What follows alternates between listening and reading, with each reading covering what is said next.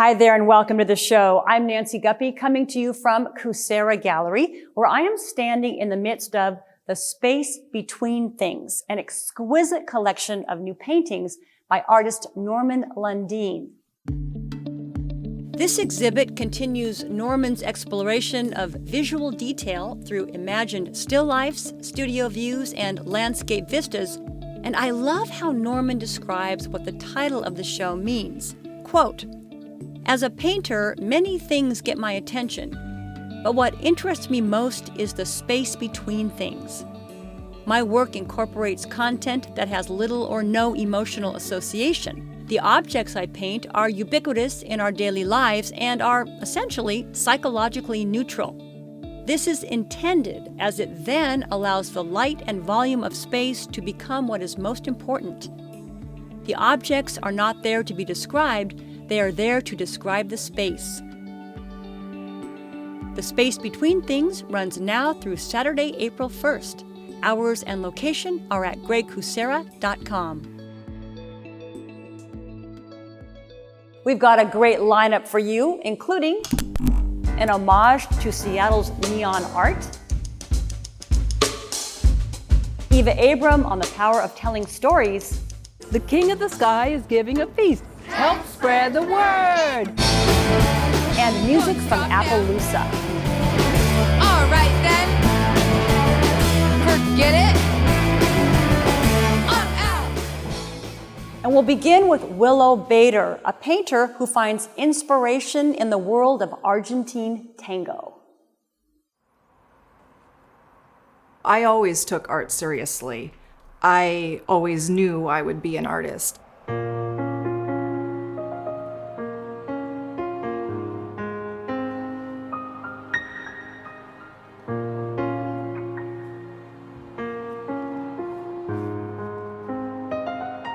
In high school, I started looking at what my options would be for art school. I knew I wanted to go, and I found the Pennsylvania Academy of the Fine Arts in Philadelphia, and they are the oldest art school in the United States, and they are one of the few still teaching a very traditional education. The only things they teach are drawing, painting, printmaking, and sculpture.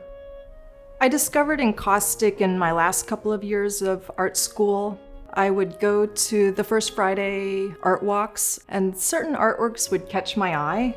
I would see that there was a different surface with more texture, more three-dimensionality, and kind of a luminous look to it. It was always really appealing to me. And with those artworks that caught my eye, I would always look at the tag that would be next to the artwork on the wall, and the tag would always say encaustic. The simplest way I can describe what encaustic is that it's hot wax with resin and pigment added to it to give it its color. And I apply the paint with a brush, and I scrape with a tool, and I use a propane torch.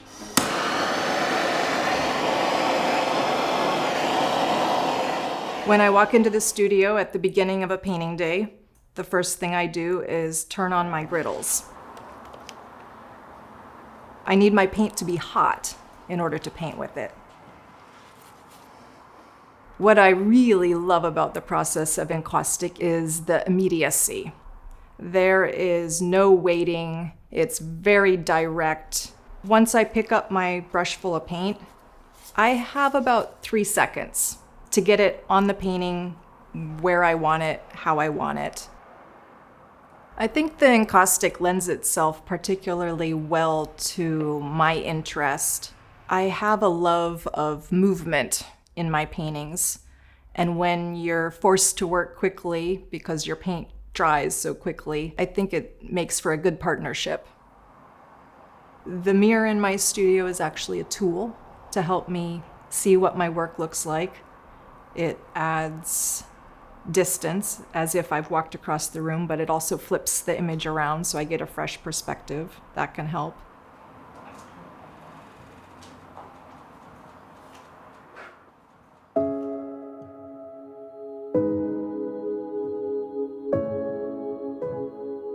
My first tango classes were in Philadelphia. She was just teaching it by herself, and I thought, okay, I think I can do this. This is not very comfortable, but I think I can do this. And then on, I think, the third lesson, her dance partner came and they did a little demo in the middle of the room for us to see. And I just about gulped and ran for the door. At the time, to even be that close with a man and that intimate and moving together was not an easy thing for me to do. If I'd known what I was getting into, I never would have made it to that first class, so good thing I didn't know. I met my partner dancing. These days, we get out dancing usually 1 to 3 times a week, and when we travel, we always pack our dance shoes. Just about any large city in the world has a community of Argentine tango dancers. You don't have to speak the local language. All you need to know is how to dance. It's a language of bodies.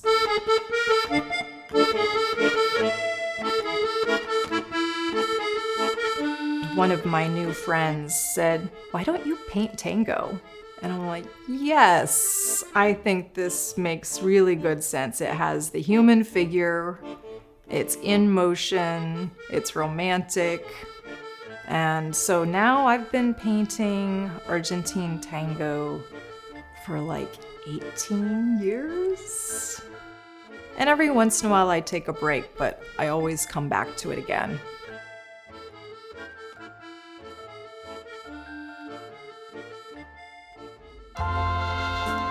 I enjoy bringing people together to share food and wine, and my partner also loves that.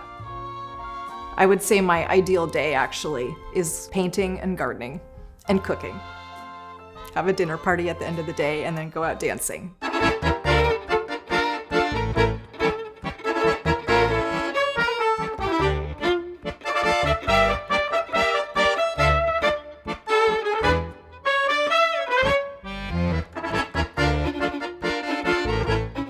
I paint what I know.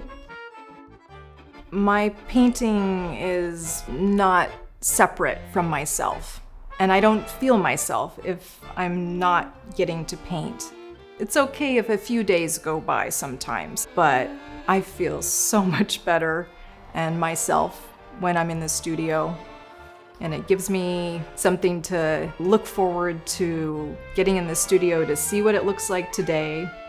Some panels have quite a history, actually, of a number of paintings have been on them before I finally settle on the painting that stays there. And sometimes those remnants of color end up being what makes the next painting really work. And whether it's my dining room table or a friend's dining room table at a holiday meal or a certain place I traveled to and danced, they do have memories attached to them very much.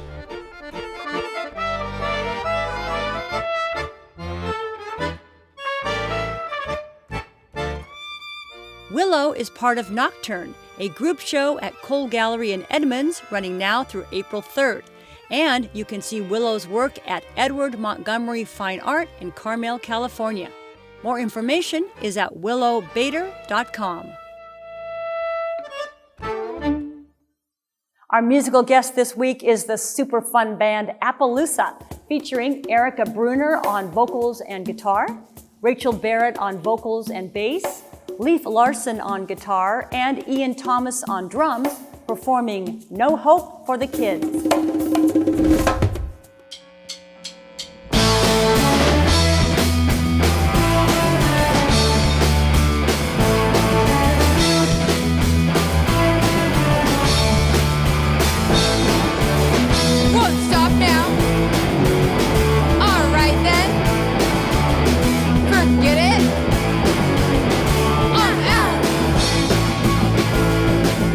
Trying to figure out where to go.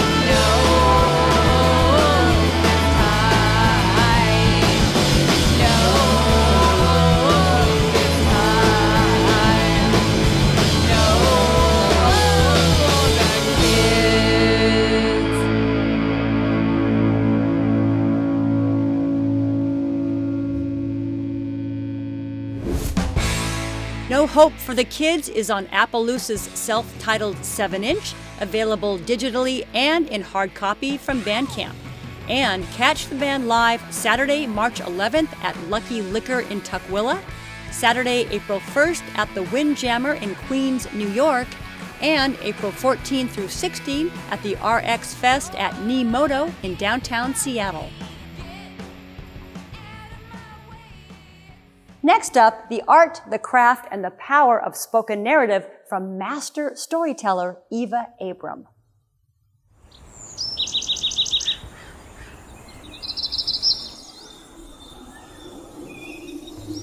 Have you ever noticed the birds flying in the sky? Yeah. And they look so beautiful. When people come together to listen to stories, 'cause there was a king, the king of the sky, something unspoken happens. Human connection that nobody has to put a word to. Those birds, we are recognizing our humanity together. Every day they bring me joy. They make pictures in the sky, they fly around. My name is Eva Abram. I am a storyteller because from the time I was a child, the importance of the vote had been etched into my brain. But it was about 20 years ago, I would guess. I literally woke up in the middle of the night and said, storytelling. When I actually met Susan B. Anthony, I read the stories and then I just see what attracts me to it. I knew that her family had been abolitionist. What message it carries and how the story flows. The king of the sky is giving a feast. Help spread the word. Once I find the story, then I have to write it. I have to rewrite it so that it works for me. Finding your delivery style is something you have to find. You have to practice and discover things about yourself. Anansi the spider happened to be around the corner behind a rock. Anansi heard about this feast, and if there's anything he loves is a feast. Storytelling is much more fluid. I don't have to say the same thing exactly the same way. But there's a problem as long as the messages get across. He can't fly. Anansi can't. Fly! Yes, Anansi can fly, but Anansi would not let a little thing like not being able to fly keep him from going to a feast. It helps us organize information. Tap, tap, tap, think, think, think. He didn't think of anything but continuing and recognizing customs and traditions. A bird flew over, it was Bluebird. Bluebird flew over and one of her feathers floated down and landed right at Anansi's butt. Anansi picked up that feather. I know what I'm gonna do. The pictures are created by the young people's imagination. They create what the setting looks like. They add the sounds and maybe even the smells of the setting. Storytelling addresses many different areas of study. All of these birds were so generous. They gave him a bunch of feathers. Performance, drama, literature, writing. Well, Anansi collected some sap from the tree, and sap is just like glue. Science and math and geography. He dipped a feather in the glue and stuck it on his body. They're learning about values, and they are also learning perhaps about what kind of person they want to be. Because, well, stories have all kinds of characters. When I'm working on a story about a character from history, that process involves a lot of research.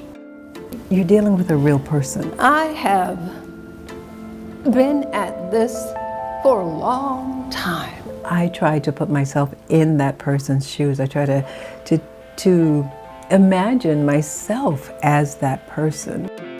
It helps get into that character. It helps make them even more real. It's another tool that you have to get you in the right mindset.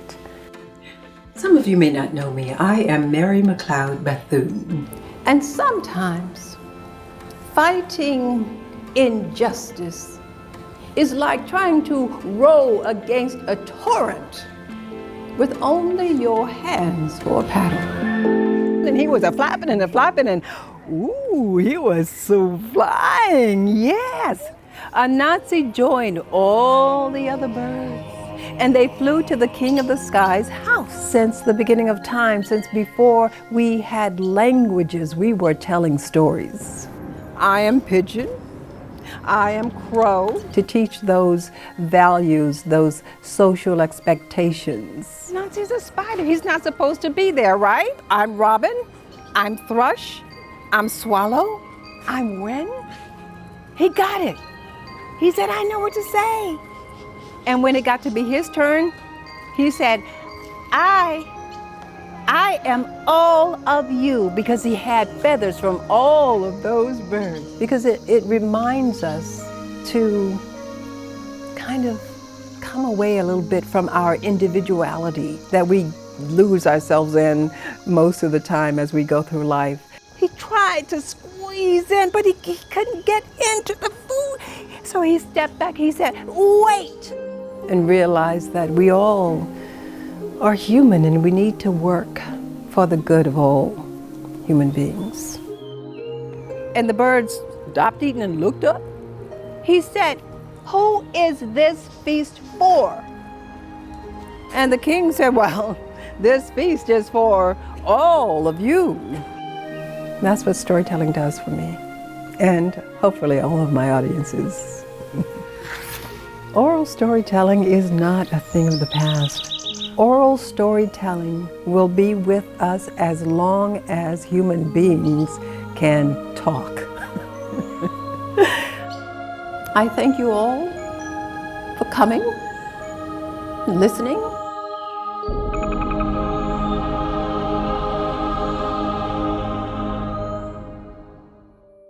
Learn more about Eva at rainwaterstorytelling.com.